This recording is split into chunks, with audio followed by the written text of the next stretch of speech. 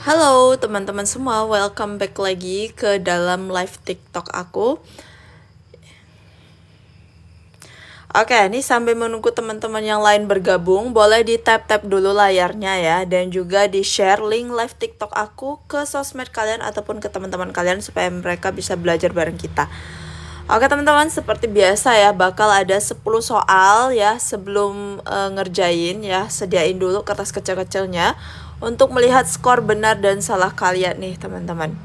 Nah, pertama-tama ya, sebelum mulai aku mau cek semangat kalian nih. Semangatnya gimana teman-teman? Apakah masih tetap semangat atau udah mulai loyo nih semangatnya?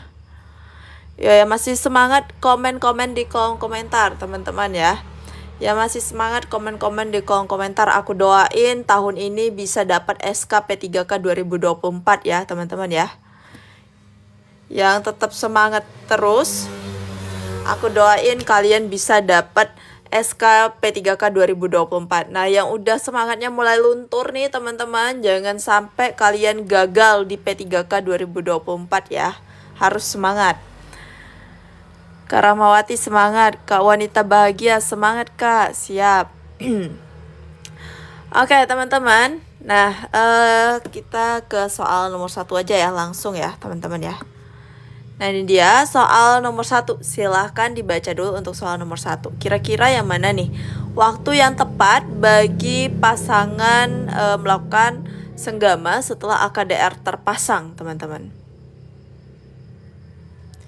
Kira-kira yang mana nih? 24 jam setelah pemasangan, atau begitu haid selesai, atau 1 minggu setelah pemasangan? Kalau yang D 2 minggu setelah pemasangan, yang E haid selanjutnya.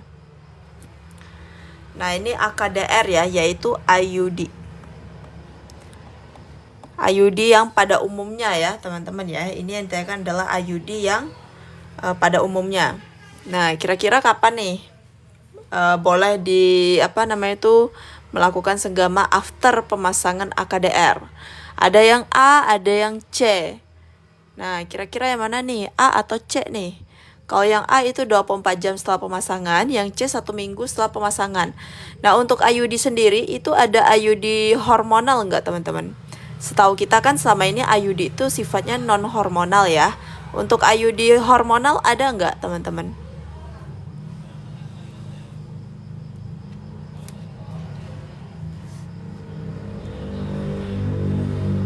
Oke, kira-kira jawabannya yang mana nih yang tepat? 1 minggu atau 24 jam setelah pemasangan, atau mungkin setelah selesai haid nih? Kira-kira yang mana nih? Sekarang pakai AKDR ya, pasang AKDR tuh nggak nunggu harus haid ya teman-teman ya. Lagi nggak haid juga udah bisa kok pasang AKDR atau IUD tadi. Nah jadi teman-teman ya, kalau IUD yang sifatnya non hormonal ya, setelah dipasang itu boleh melakukan senggama setelah 24 jam.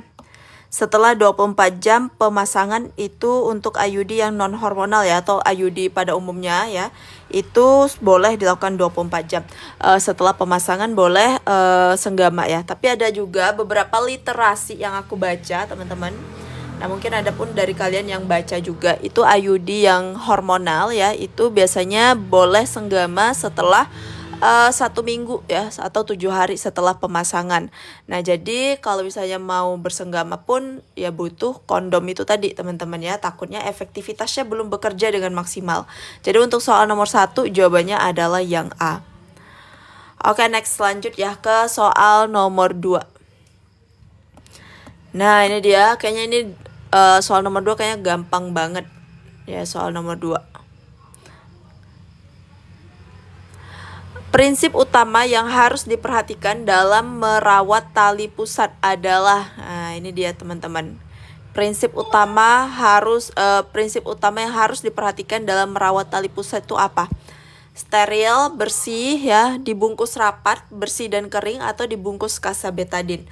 Mungkin kalau dulu tuh sering banget ya kita jumpai dibungkus kasa ya teman-teman ya. Ada juga beberapa tempat yang masih juga dibungkus dengan kasa. Padahal nggak harus dibungkus dengan kasa ya teman-teman. Tapi yang penting dia harus apa? bersih dan juga kering ya. Bersih itu contohnya apa? Tidak dikasih yang namanya bumbu-bumbu kunyit itu ya teman-teman ya, karena itu bisa menyebabkan infeksi nih.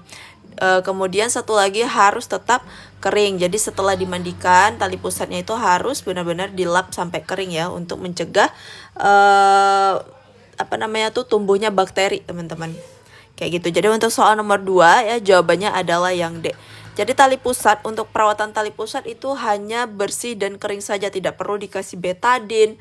Kemudian bumbu-bumbu kunyit itu nggak perlu ya, ataupun dibungkus kasa itu nggak perlu teman-teman.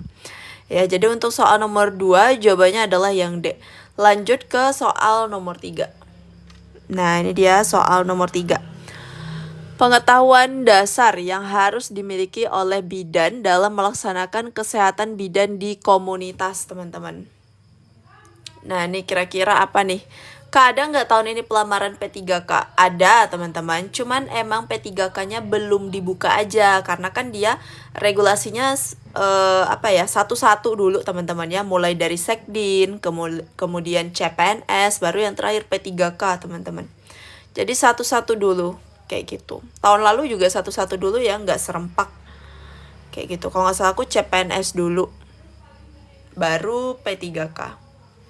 Lanjut ke soal nomor 3 nih, kira-kira pengetahuan dasar yang dasar banget harus dimiliki oleh bidan dalam melaksanakan bidan komunitas. Untuk sejauh ini ya isunya masih jalur khusus ya, untuk jalur umum belum ada info lanjutan teman-teman. Aku cek Instagramnya Permenpan dan juga BKN ya, itu belum ada sih terkait isu boleh jalur khusus ya, kayak gitu. Dan sampai saat ini untuk jadwal P3K juga belum dirilis. Begitu juga dengan kisi-kisi. Jadi aku nih masih pakai FR tahun lalu dan juga kisi-kisi tahun lalu. Tapi berdasarkan pengalaman tahun lalu ya, untuk kisi-kisi 2023 kemarin dengan 2022 itu sama teman-teman ternyata ya. Kemungkinan tahun ini juga sama. Cuman ya pasti jenis soalnya lah yang dirubah, bentuk soalnya yang dirubah lagi. Lanjut ya, soal nomor 3, untuk pengetahuan dasar yang harus dimiliki oleh bidan dalam melaksanakan bidan komunitas ya. Yang namanya komunitas pasti kita berkaitan dengan masyarakat, kemudian apalagi ya keluarga ya teman-teman ya. Maka di sini pengetahuan dasar yang harus kita miliki itu adalah yang C. Pendekatan asuhan kebidanan pada keluarga, kelompok, dan juga masyarakat. Nah, kita harus pintar-pintar nih mendekati ya teman-teman ya, melaksanakan pendekatan nih untuk terlaksananya asuhan kebidanan. Nah, pendekatan yang harus kita lakukan kepada siapa? Kepada masyarakat, keluarga, dan juga kelompok di desa tersebut, supaya kita bisa diterima nih dan kita bisa melaksanakan asuhan kebidanan. Jadi untuk soal nomor 3 jawabannya adalah yang C. Next, lanjut ke soal nomor 4. Nah, ini dia soal nomor 4. Tujuan bidan diterjunkan di masyarakat itu untuk apa, teman-teman? Nah, lagi-lagi nih soal penalaran ya. Emang sih kelihatan soalnya tuh simply banget, sedikit cuman sebaris ya, tapi ya jawabannya penalaran, teman-teman. Lanjut ke soal nomor 4, silakan dijawab ya. Untuk tujuan bidan diterjunkan di masyarakat. Yo, kalau yang A kita baca dulu bareng-bareng opsinya. Yang A, bidan membantu keluarga dan masyarakat agar selalu berada di dalam kondisi kesehatan yang optimal. Kemudian yang B, itu bidan membantu keluarga agar berada di dalam kondisi kesehatan yang optimal. C, bidan membantu masyarakat agar selalu berada di dalam kondisi kesehatan yang optimal. Yang D, bidan membantu ibu agar selalu berada di dalam kondisi kesehatan yang optimal. Kemudian yang E, bidan membantu siapapun agar selalu berada di dalam kondisi kesehatan yang optimal. Oke, tadi balik lagi ya ke komunitas. Nah, tadi kan ada tuh skill dasar yang harus dimiliki oleh bidan di komunitas. Tadi tuh apa? Yang nomor 3 tadi sebelumnya. Ada masyarakat, ada kelompok, dan juga ada keluarga, teman-teman. Nah, jadi tujuannya itu bidan diterjunkan di masyarakat itu adalah yang mana, teman-teman? Yang A, bidan membantu keluarga dan juga masyarakat ya. Jadi selain keluarga ya juga masyarakat nih agar selalu berada dalam kondisi kesehatan yang optimal, teman-teman. teman-teman ya. Kalau di bidang apa, makanya di bidang komunitas itu ada yang mengajari PHBS ya teman-teman, dan PHBS juga ada untuk PHBS rumah tangga ya, itu fokusnya untuk di keluarga. Kemudian PHBS di sekolah ya, itu kelompok-kelompok kelompok-kelompok di sekolah ya. Kemudian PHBS di lingkungan kerja, lingkungan umum ya, lingkungan umum untuk di masyarakat seperti itu. Jadi untuk soal nomor 4 jawabannya adalah yang A. Lanjut ke soal nomor 5 teman-teman. Nah, yang merupakan kerugian dari persalinan domino adalah, Kak, buku P3K Bidan ada, Kak? Bukunya itu dalam bentuk flipbook ya, atau biasa dikenal dengan e-book atau buku elektronik ya. Tapi kalau untuk buku yang dicetak itu nggak ada teman-teman. Jadi kelebihan untuk flipbook ya itu lebih apa ya namanya, lebih fleksibel juga, dan pembahasannya full dengan video. Jadi pembahasannya nggak ada tertulis lagi tapi udah dengan video teman-teman. Persalinan domino tuh apa teman-teman? Persalinan domino apa? Udah pernah aku share belum ya terkait persalinan domino materinya? Jadi persalinan domino itu dia kayak berkesinambungan gitu teman-teman. Kalau apa ya, kalau diringkas tuh seperti kayak kunjungan gitu loh, kunjungan ke rumah-rumah. Jadi bidannya nih yang mengunjungi ibu hamil. Nanti untuk lebih lengkapnya ya, dia tuh persalinan domino ada yang keuntungannya, ada keuntungan, ada kerugian teman-teman. Nanti untuk lebih lengkapnya keuntungan dan kerugiannya aku share aja ya di grup Telegram. Jadi buat teman-teman yang anggota grup silahkan dipantau dan juga diingetin terus adminnya untuk dikirim deh materi terkait persalinan domino ya. Jadi persalinan domino tuh ada keuntungan, ada kerugian teman-teman. Kayak gitu. Jadi dia nih persalinan domino tuh selalu mendampingi nih ibunya mulai hamil, bersalin, nifas ya, kayak gitu. Selalu memantau. Nah, nanti untuk keuntungan dan kerugiannya aku share lebih lengkapnya di grup Telegram ya. Jadi buat teman-teman yang belum masuk ke grup Telegram ya, silahkan bergabung karena di situ banyak banget materi-materinya. Dan kalau yang mau ikut gabung ke grup Telegram silahkan ditonton sampai akhir. Nanti di akhir live aku kasih tahu gimana cara untuk gabung. Oke, jadi di sini kerugian ya, kerugian dari persalinan domino itu adalah yang mana teman-teman? Yang C ya. Yang C, resiko tertunda ke rumah sakit karena jarak yang jauh. Jadi banyak sekali sih untuk kerugian persalinan domino tuh ada 2 teman-teman. Nanti aku nggak bakal spill di sini, aku bakalan lanjutin di grup Telegram aja ya. Kemudian juga ada keuntungannya ya, tapi lebih banyak sih keuntungan yang persalinan domino daripada kekurangannya. Jadi untuk soal nomor 5 jawabannya adalah yang C. Lanjut ya ke soal nomor 6. Pendekatan edukatif dalam peran serta masyarakat. Artinya, nah ini yang ditanyakan maksud dari soalnya itu arti dari pendekatan edukatif dalam peran serta masyarakat teman-teman. Oke, silakan dibaca dulu nih untuk soal nomor 6.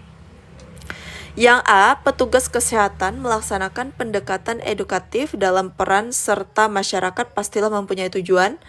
Kemudian yang B, pendekatan edukatif mempunyai strategi dasar yang dipakai dalam memenuhi pelayanan kebidanan komunitas. C, perlu adanya kesamaan persepsi dan sikap mental positif terhadap pendekatan yang ditempuh serta sepakat untuk mensukseskan.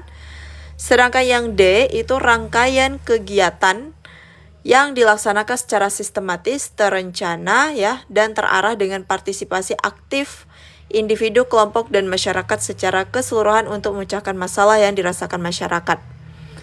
Kemudian yang E, pelayanan kebidanan komunitas itu dikembangkan berawal dari pola hidup masyarakat yang tidak lepas dari faktor lingkungan, adat istiadat, ekonomi, sosial, budaya, dan lain-lain. Nah, kira-kira arti dari pendekatan edukatif dalam peran serta masyarakat itu apa, teman-teman? Pendekatan edukatif itu yang bagaimana? Ya sebenarnya ini tuh bukan soal penalaran yang gimana-gimana ya. Sebenarnya ini adalah soal teori teman-teman ya. Kalau misalnya kalian tahu ya arti dari pendekatan edukatif atau definisi dari pendekatan edukatif itu udah tahu jawabannya apa teman-teman. Nah jawabannya itu adalah yang D. Ya, jadi pengertian dari pendekatan edukatif dalam peran serta masyarakat itu sendiri, itu opsinya adalah yang D, teman-teman. Ya, seperti itu. Nah, ini tuh soal teori, bukan soal penalaran. Tapi gambarannya itu kayak penalaran ya.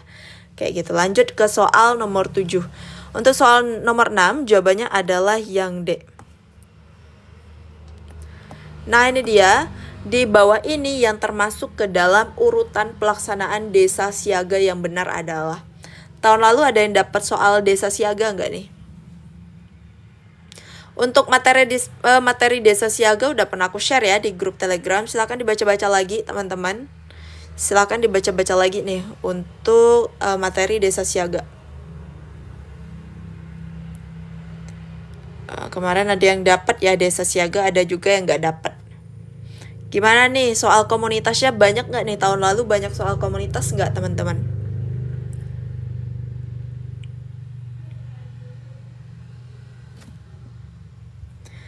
Nah, pertanyaannya untuk soal nomor 7 ya, yang termasuk dalam urutan pelaksanaan desa siaga itu yang mana? Saya banyak tentang bidang komunitas, Kak. Oke. Nah, jadi yang termasuk dalam urutan pelaksanaan desa siaga itu adalah yang E, teman-teman. Ya, tahapan pertama itu dimulai dari persiapan. Persiapan ya, kemudian setelah persiapan itu adalah pelaksanaan, teman-teman. Pelaksanaan ya, pertama persiapan untuk pelaksanaan desa siaga, kemudian baru pelaksanaan desa siaga, kemudian dilakukan pemantauan nih. Setelah pelaksanaan kita lakukan pemantauan, kemudian setelah pemantauan kita evaluasi ya. Setelah itu pendekatan, pelaksanaan, pembinaan, dan peningkatan. Dan untuk materi ini udah pernah aku share ya teman-teman ya. Di situ banyak banget tuh ada fase-fasenya juga. Dari misalnya evaluasi itu terbagi lagi tuh ada fasenya kayak gitu. Silahkan dibaca-baca lagi ya teman-teman ya. Untuk soal nomor 7 itu jawabannya adalah yang E. Kenapa aku nggak jelasin secara lebih lengkap atau lebih rinci di sini ya? Karena di live ini tuh masih ada yang bukan anggota grup Telegram ya teman-teman ya. Jadi makanya untuk materi lebih lanjutnya aku share aja di grup Telegram. Oke, lanjut ke soal nomor 8. Jadi aku bahas tipis-tipis aja teman-teman. Jadi kalau misalnya kalian mau dapetin materi-materinya lebih lanjut, silahkan bergabung ke dalam grup Telegramnya. Oke, lanjut ke soal nomor 8. Kapan waktu dilepaskannya stiker P4K? Nah, ini nih bidan-bidan desa ya. Kerjasama dengan kader-kader posyandu nih untuk penempelan stiker P4K dan juga pelepasan stiker P4K. Ini kayaknya harus sudah pada tahu semua lah ya kapan dilepaskan stiker P4K. Nah, kira-kira kapan nih pelepasan stiker P4K? Yaitu sama dengan selesai apa? Selesai nifas teman-teman. Selesai nifas itu berapa sih? 40 hari. Jadi pelepasan stiker P4K itu dilakukan 40 hari pasca persalinan ya, karena selama 40 hari ini ibu perlu diawasi ketat ya teman-teman ya, karena ini masih dalam fase nifas nih ya. Jadi ibu-ibu nifas itu tetap harus diawasi ketat karena masih banyak sih ya penyebab kematian pada ibu nifas ya teman-teman ya, seperti itu. Jadi untuk soal nomor 8 jawabannya adalah yang A. Lanjut ke soal nomor 9. Stiker P4K, ayo ada yang tahu nggak kepanjangan P4K itu apa teman-teman? P4K itu singkatannya apa? Halo Kak, halo juga, saya lulus tahun 2023, terima kasih ilmunya. Wih keren Kak Astrilia. Congrats ya Kak Astrilia, aku seneng banget kalau dapat kabar teman-teman yang lulus nih ya. Semoga teman-teman yang lain bisa seperti Kak Astrilia juga. Congrats ya sekali lagi buat Kak Astrilia dan juga sukses selalu ya di sana ya Kak Astri. Dan juga semoga teman-teman ya yang lain, aku tungguin nih kabar kalian lulus P3K seperti Kak Astri tadi. Kak Purnama, perencanaan persalinan dan pencegahan komplikasi. Ya benar ya, itu adalah singkatan dari stiker P4K ya. Pernah lihat semua ya stiker P4K. Jadi di stiker P4K itu ada isinya ibu bersalin, pendonor darah ya. Kemudian itu transportasi ya, segala macamnya banyak banget itu. Kemudian apalagi ya, calon pendonor ya, seperti itu. Itu biasanya di setiap buku pink KIA itu pasti ada terselip stiker P4K tuh. Tujuannya untuk ditempel di pintu rumah ibu hamil, teman-teman. Jadi di situ bisa ngecek nih kadernya ya. Oh, di sini ada ibu hamil kayak gitu. Seperti itu, teman-teman. Oke, lanjut ke soal nomor 9. Di bawah ini yang termasuk ke dalam tahapan kegiatan P4K adalah, nah, yang mana nih yang termasuk tahapan kegiatan P4K? Stiker tadi ya, ini kita masih berbicara soal stiker, teman-teman.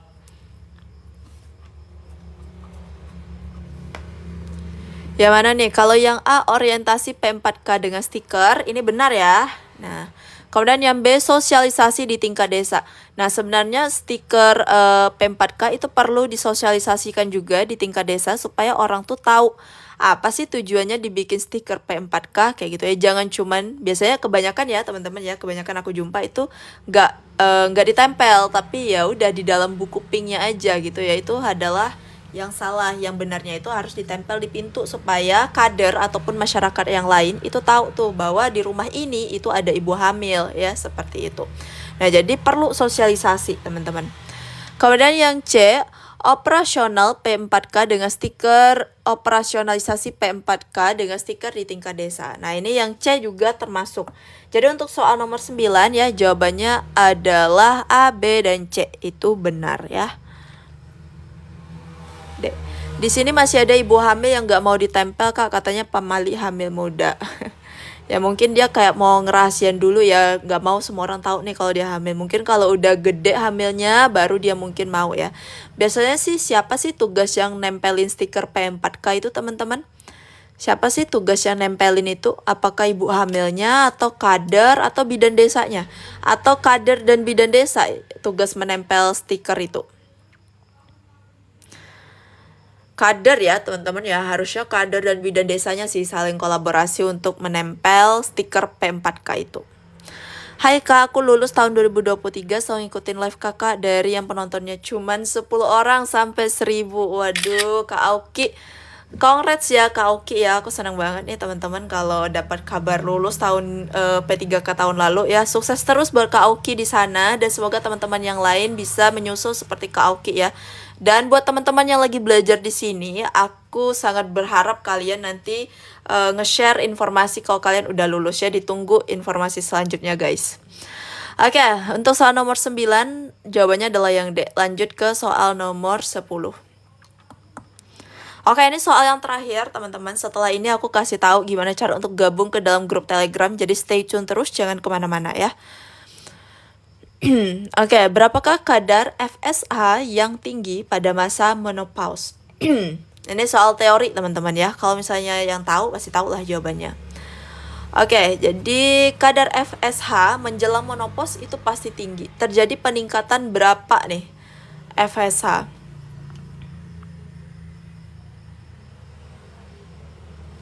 Aku bidan yang sekarang jadi IRT saja. Nonton live ini happy banget bisa mengulas ilmu yang udah lama nggak kepake. Iya ya Kak Vinta ya, anggaplah ini apa ya namanya tuh, merefleksi kembali ya ilmu-ilmu kita yang lalu kayak gitu.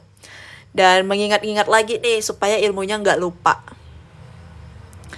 Oke, soal nomor 10. Kadar FSA tinggi pada menopause itu dikatakan apabila lebih dari 40, teman-teman ya. Jadi lebih dari 40 itu sudah dikatakan akan memasuki fase menopause. Karena untuk memasuki fase menopause itu hormon FSH-nya bisa meningkat 10 kali lipat, teman-teman. Ya, kalau misalnya dia udah lebih dari 40 ya, teman-teman, itu FSH-nya tinggi.